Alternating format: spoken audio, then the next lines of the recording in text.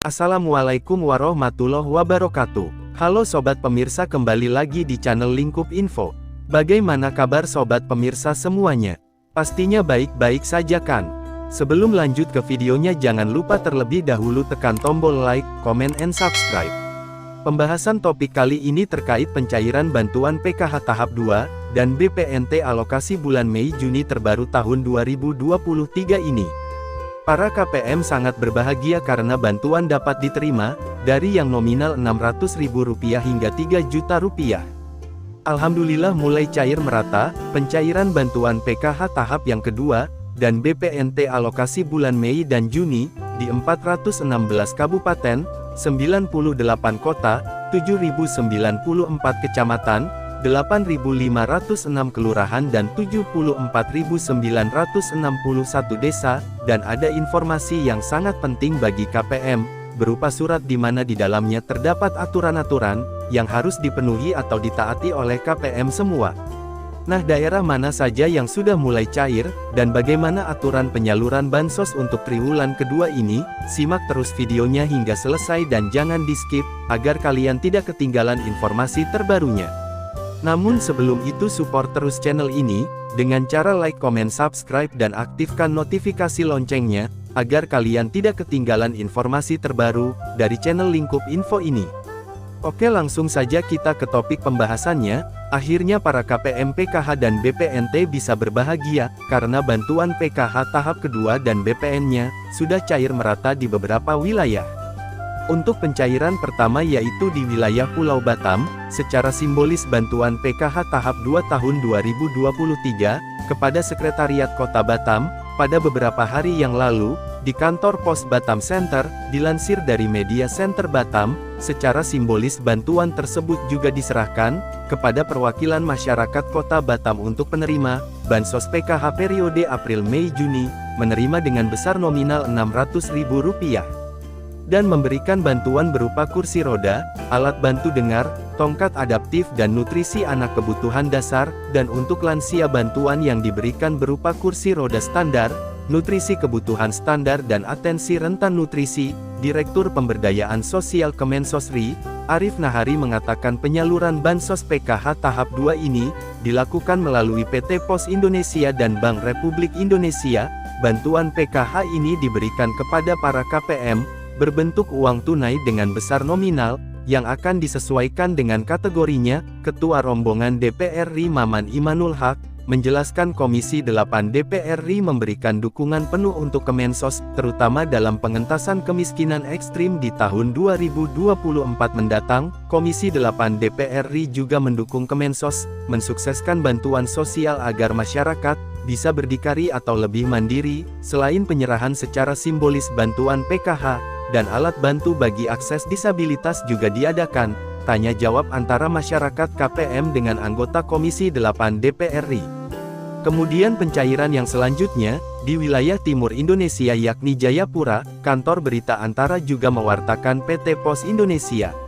PT Pos Indonesia Cabang Jayapura memberikan bantuan sosial, berupa uang tunai dan program PKH tahap kedua kepada 367.880 KPM. Kepala Cabang Kantor Pos Jayapura mengatakan, bantuan BPNT diberikan Rp600.000 untuk waktu 3 bulan, sedangkan untuk bantuan PKH disesuaikan dengan jumlah komponen yang dimiliki oleh KPM tersebut. Masyarakat bisa mendapatkan bantuan yang bervariasi, mulai dari Rp600.000 hingga Rp3 juta.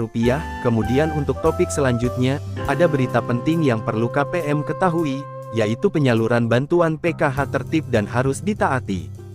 Berdasarkan surat dari PT Pos Indonesia perihal dukungan, kegiatan penyaluran PKH dan BPNT tahap 2 plus bantuan tambahannya, menyampaikan yang pertama, pemerintah desa menerima surat panggilan dari Pos Indonesia, yang ditujukan kepada KPM PKH maupun BPNT, kemudian memverifikasi dan memvalidasi calon penerima bantuan, perihal kelayakan atau ketidaklayakan dikarenakan, sudah mampu, pindah keluar kota, atau meninggal tanpa ahli waris, data ganda atau tidak ditemukan.